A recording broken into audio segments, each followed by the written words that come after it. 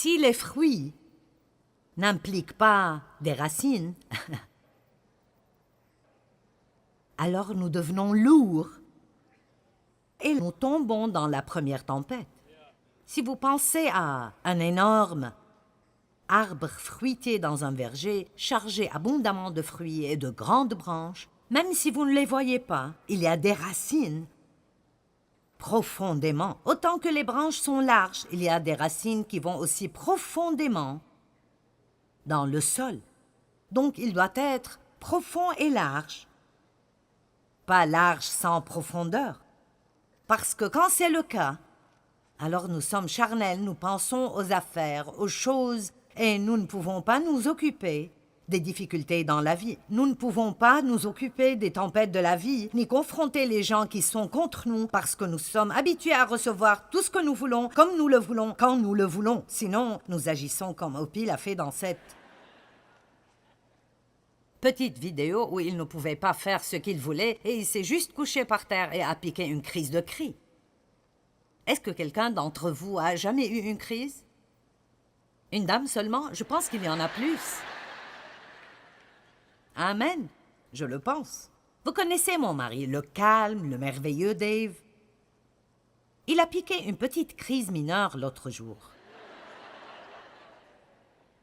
Il m'a demandé de prendre le rasoir et de lui raser la nuque.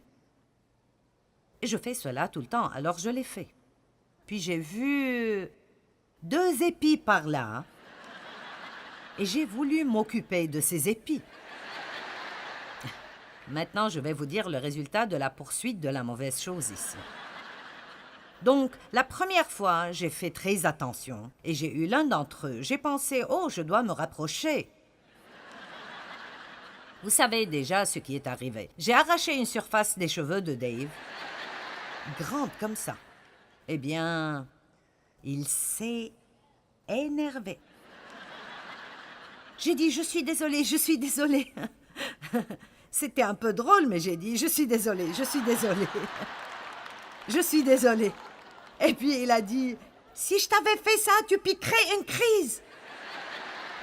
Et c'est quelque chose pour Dave, parce qu'il est normalement vraiment calme. J'ai dû demander pardon 5 fois juste pour qu'il dise que ça ne faisait rien. Alors vous savez, juste pour que vous le sachiez, vous pouvez pousser Dave à bout si vous essayez assez longtemps. Mais sérieusement, qu'allez-vous vouloir? Qu'est-ce que je voudrais quand le moment viendra pour moi de partir? Maintenant, pensez sérieusement à ceci.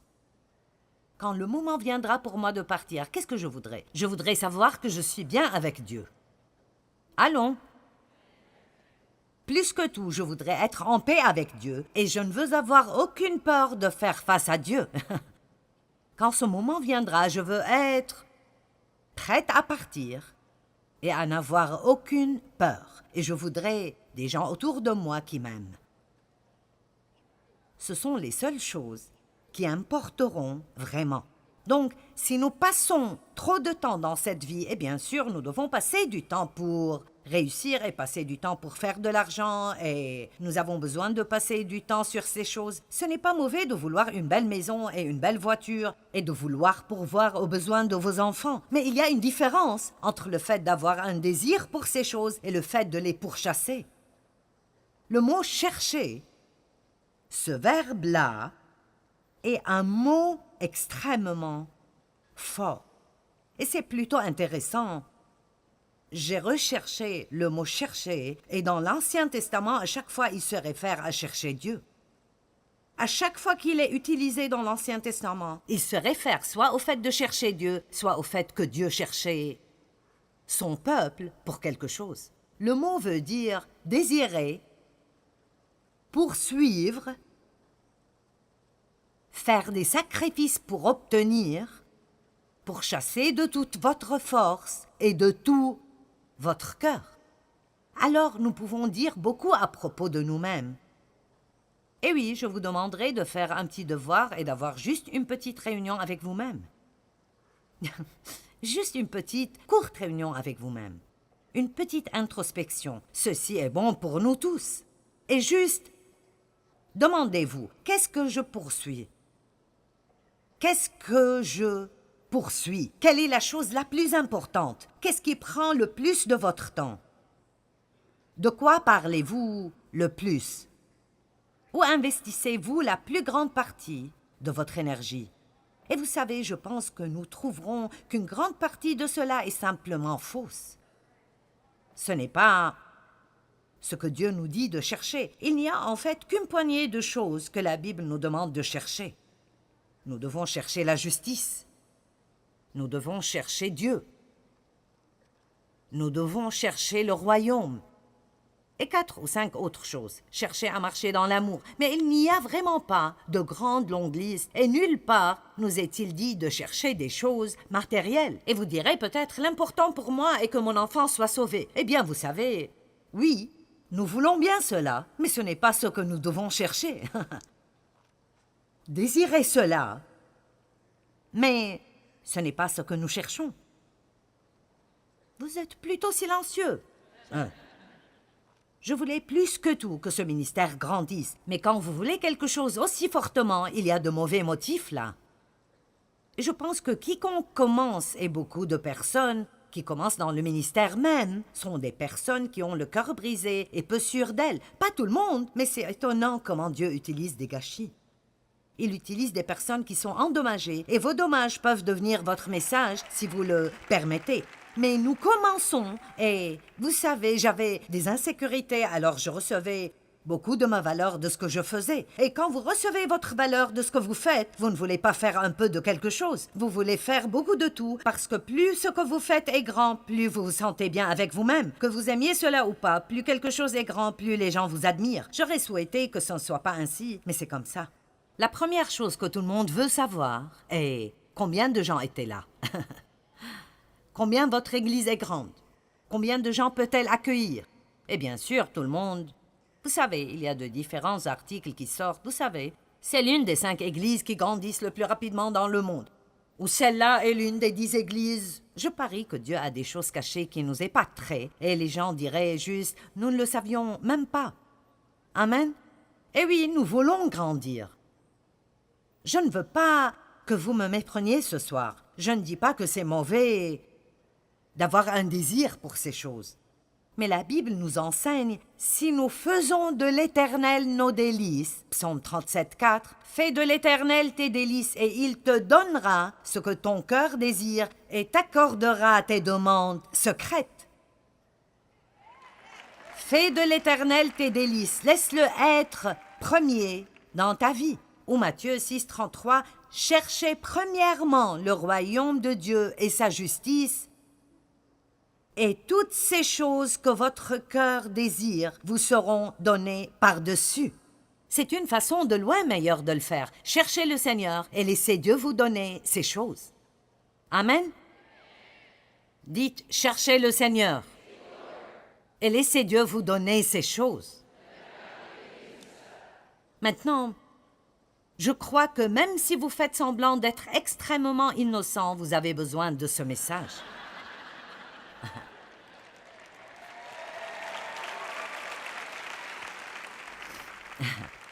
Mais vous savez, il y a une partie de nous qui a peur que si nous arrêtons de poursuivre ce que nous voulons, cette partie de nous a peur de ne jamais le recevoir.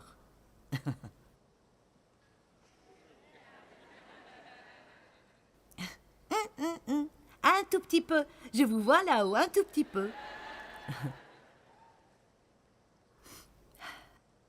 Mais vous allez voir que tout ce que la Bible nous dit de faire est de demander, puis laisser la chose et faire la volonté de Dieu. Nous n'avons pas à nous arrêter là-dessus. Nous n'avons pas à y demeurer. Nous n'avons pas à répéter la même phrase 25 fois chaque jour. Nous devons juste demander à Dieu et lui dire ce que nous voulons, demander et continuer de demander, frapper et continuer à frapper, chercher et continuer à chercher. Ce n'est pas mauvais de vouloir quelque chose du tout. Vous pouvez demander à Dieu tout ce que vous voulez, mais ce n'est pas ce que nous devrions chercher et poursuivre. Ce que je veux et ce que je cherche sont 2 choses différentes. Vous comprenez? Maintenant, j'ai travaillé dur pour ce ministère. Mais je sais que ma valeur et mon identité n'y sont pas liées. Oui, ce serait difficile pour moi si quelque chose arrive et je le perds, naturellement ce serait dur. Mais je sais que je survivrai parce que, même si je n'étais pas Joyce Meyer, je serai toujours Joyce Meyer. Amen. Et nous devons comprendre ces choses. Autrement, ce que nous faisons devient toujours... Nous commençons à avoir peur que nous pourrions le perdre. Et si nous perdons notre position, et si nous perdons notre statut, et si nous perdons nos meilleurs amis, et si nous perdons notre position dans la communauté, et si nous ne sommes plus dans le leadership de l'Église, et quoi que ce soit qui nous donne un statut, nous pensons juste que nous n'aurons aucune valeur si nous perdons cela. Et je vous dirai un petit secret. Dieu vous aime tellement que si ces choses veulent dire trop pour vous, il sera heureux de les arracher hors de votre vie et de vous les enlever. Et ça paraîtra être quelque chose de très violent et vous ne comprendrez pas ce que Dieu fait, mais quand ce sera terminé, vous serez libre, libre, libre, libre, libre. Allez, rendez gloire à Dieu.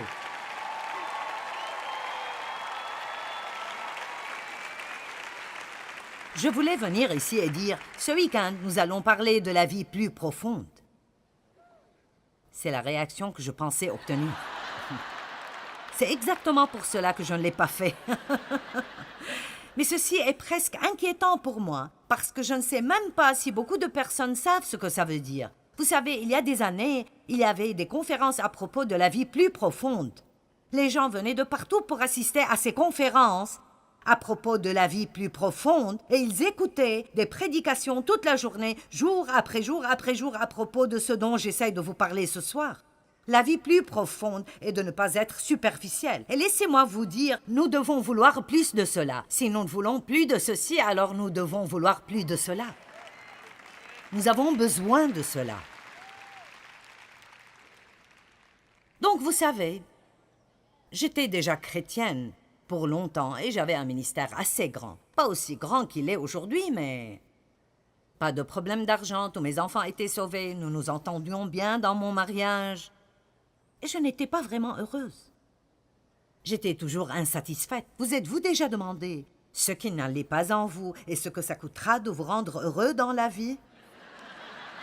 Allez, est-ce que quelqu'un, je veux dire, avez-vous jamais pensé, eh bien, si je pouvais juste obtenir cela, je serais heureux. Et maintenant, vous avez cela et vous ne sentez pas mieux qu'avant du tout. Est-ce que vous vous demandez parfois, qu'est-ce que ça prendra pour que je puisse arriver au point où je peux juste me lever et être heureux et passer par la journée et être satisfait et aller au lit heureux et ne pas toujours chercher quelque chose d'autre qui pourrait me donner une nouvelle excitation? Amen. Certains d'entre vous paraissent être totalement déconcertés. Où comptes-tu arriver avec cela? Et quand j'ai commencé à pleurer, « Dieu, qu'est-ce qui ne va pas dans ma vie? Je ne sais pas ce qui ne va pas dans ma vie. » Et vous savez, nous ne voulons pas vraiment savoir ce qui ne va pas dans nos vies.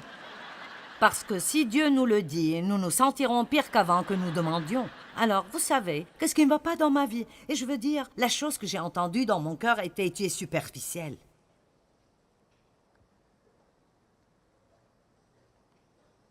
Eh bien, qu'est-ce que c'est? Alors, ça n'a pas pris beaucoup de temps après cela, et je me suis retrouvée dans Luc chapitre 5. Donc, allons-y. Des chrétiens superficiels qui veulent des fruits, mais ne s'occupent pas des racines.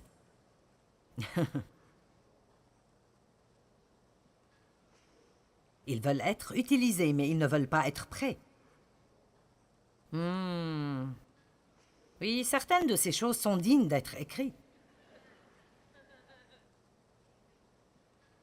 Verset 1. Comme Jésus se trouvait auprès du lac de Génézareth, la mer de la Galilée, et que la foule se pressait autour de lui pour entendre la parole de Dieu, il vit au bord du lac 2 barques, d'où les pêcheurs étaient descendus pour laver leurs filets.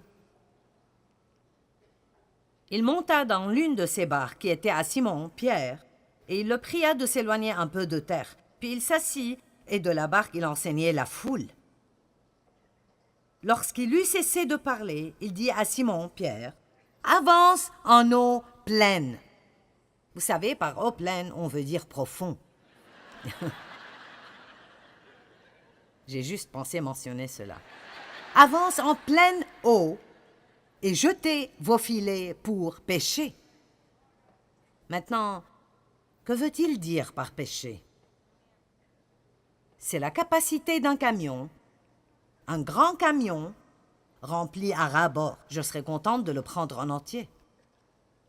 Eh bien, quand Dieu essaie de dire quelque chose, vous n'avez pas besoin de beaucoup d'explications. Dieu m'a dit que j'étais superficielle et me voilà en train de pourchasser toutes ces choses que je veux. Et rien de cela n'arrive vraiment. Et vous savez, j'ai des choses, mais je ne suis toujours pas heureuse. Et alors, Dieu me dit, avance en eau profonde et attends-toi à une pêche. Simon-Pierre lui répondit, écoutez, vous devez comprendre cela, sinon vous ratez le point. Simon lui répondit, Maître, nous avons travaillé toute la nuit et nous sommes fatigués et nous n'avons rien pris dans nos filets. Maintenant, arrêtez jusqu'ici. Vous devez comprendre ceci. Quand Jésus est venu, ces gens avaient pêché toute la nuit et ils n'avaient pas tous les gadgets que nous avons. Quand ils pêchaient, ils travaillaient. Ils n'ont rien attrapé, rien du tout, rien du tout, rien du tout. Je me demande combien de personnes qui m'écoutent aujourd'hui sentent qu'elles ont pêché toute la nuit sans rien attraper. Est-ce que quelqu'un sait de quoi je parle? Allez maintenant. Mon Dieu, je fais tout ce que je pensais que tu m'as dit de faire et rien ne marche et je ne comprends juste pas. Dieu, que veux-tu que je fasse? Oh, je sais, je dois chasser plus de démons, je dois prier plus. Ils étaient fatigués. Ils avaient ramené les bateaux, ils avaient tiré ces grands filets hors du bateau. Ils les avaient mis sur le rivage, ils nettoyaient les filets parce qu'ils savaient qu'ils devaient aller dormir puis sortir de nouveau. Je pense qu'ils désiraient aller au Starbucks pour avoir un gâteau et un cappuccino. Vraiment. Et aller à la maison, prendre leurs femmes et leurs enfants dans leurs bras, puis aller au lit. Non, je ne sais pas, ils dormaient probablement sur une pierre ou du gravier. Mais je suis sûre qu'ils désiraient rentrer. Ils étaient fatigués et avaient probablement faim. Et Jésus a dit, ressortez. Allons maintenant. L'auriez-vous fait? Ressortez, mais allez vraiment loin. Allez à l'eau profonde et jetez vos filets, et vous attraperez plus de poissons que vous imaginez. Maintenant, Pierre a dit, Seigneur, nous sommes fatigués. Nous n'avons pas envie d'y aller. Allez. Nous n'avons rien attrapé. Sortir de nouveau ne marchera pas. Nous sommes éreintés, ça ne marchera pas. Nous sommes fatigués. Donc, au fond, ce qu'il disait est « Nous ne voulons pas, nous n'avons pas envie, et nous ne pensons pas que ça marchera. » Maintenant, regardons le verset une fois de plus. « Mais sur ta parole, je le ferai. Je le ferai. Je le ferai. Je le ferai. » Merci Seigneur pour la force de la volonté du Saint-Esprit. Nous n'avons pas besoin d'avoir envie ou de le vouloir ou de penser que c'est une bonne idée. Si Dieu dit de le faire, nous le faisons. Et nous croyons que quand nous faisons ce que Dieu veut que nous fassions, alors nous aurons ce que nous croyons que Dieu veut que nous ayons. Écoutez, Dieu est miséricordieux et il fait des choses pour nous que nous ne méritons pas. Laissez-moi vous dire quelque chose. Toute personne qui croit qu'elle aura la vraie bénédiction de Dieu et vivre dans la désobéissance se trompe lui-même. C'est juste, je me fiche de ce que l'enseignement du nouvel âge est. La Bible est la Bible. Amen. Et la parole est la parole. Et je suis sûre que Dieu est aussi moderne que quiconque d'entre nous.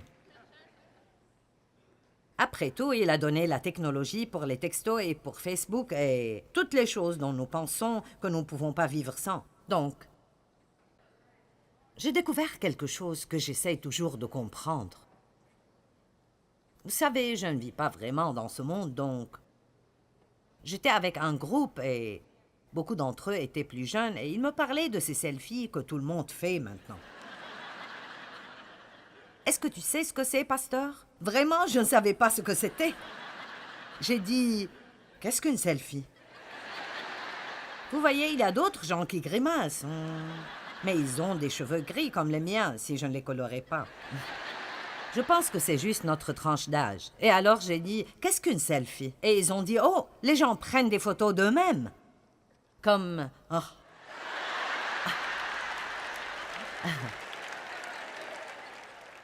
Et parfois, disons, toute la journée.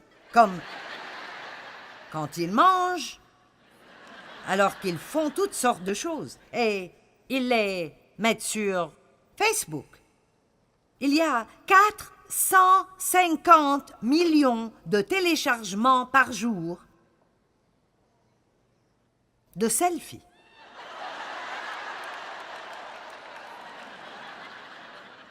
J'ai dit, j'ai passé 38 ans à essayer de mourir à moi-même.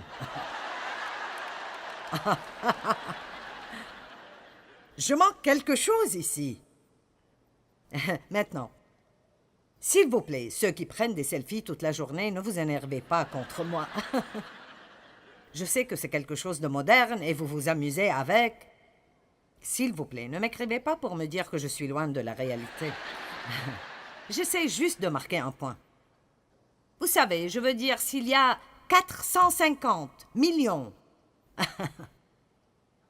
de personnes qui prennent des photos d'elles-mêmes toute la journée pour les mettre sur Internet, peut-être qu'il y a quelque chose d'autre ici. Je veux dire, si vous voulez le faire, faites peut-être une par jour, je ne sais pas.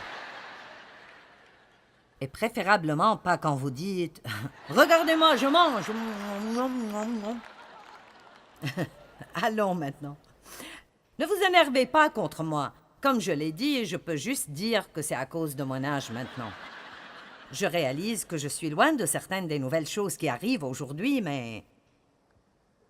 Vous savez, c'est comme... D'accord.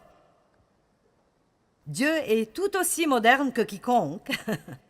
Mais la Bible dit toujours, ne vis pas d'après ce que tu veux, ce que tu penses ou ce que tu ressens. Apprends à faire ce que je te dis de faire. Vis plus profondément, ne sois pas si superficiel et tu n'auras pas à pourchasser les bénédictions parce qu'elles te pourchasseront. Amen.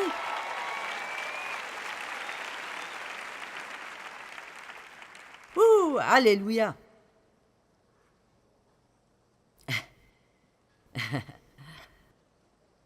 Merci.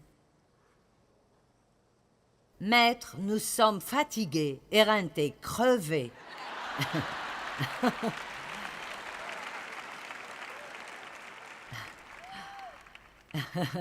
Il y a des années, j'essayais de prier et j'essayais de dire à Dieu que j'étais fatiguée et qu'il était exalté. Et j'ai dit, Dieu, tu es fatigué et je suis exalté.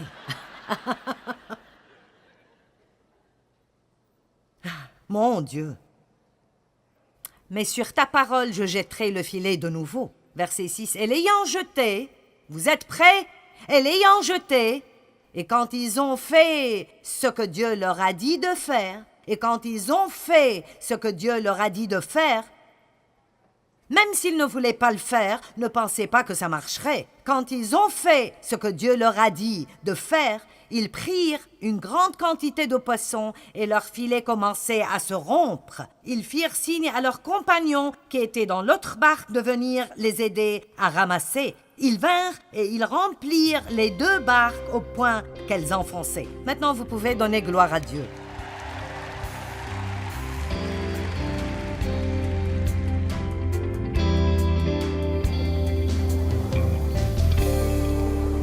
Quand nous poursuivons une relation plus forte et plus intime avec Jésus-Christ, nous pouvons nous reposer dans le fait que Dieu pourvoira ce qui est bon pour nous au bon moment dans nos vies. Mettons toujours Jésus en premier et tout le reste nous sera donné.